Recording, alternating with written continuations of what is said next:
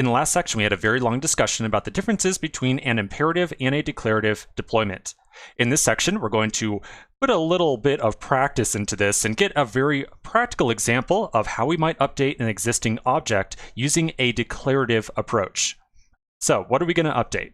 Well, we're going to say that our new goal, the old goal was to just create a container inside of our Kubernetes cluster.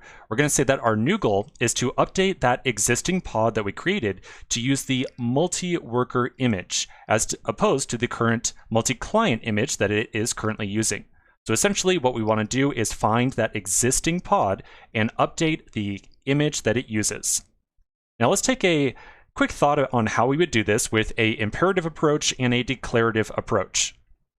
So if we took an imperative approach to this, we might do something like the series of steps you see on the left-hand side. We might run a command to list out all the different pods that we have inside of our cluster right now. And then maybe we would issue a follow-up command to take an ID or something like that out of the current running pod and tell that thing very explicitly that it should now be running a new image.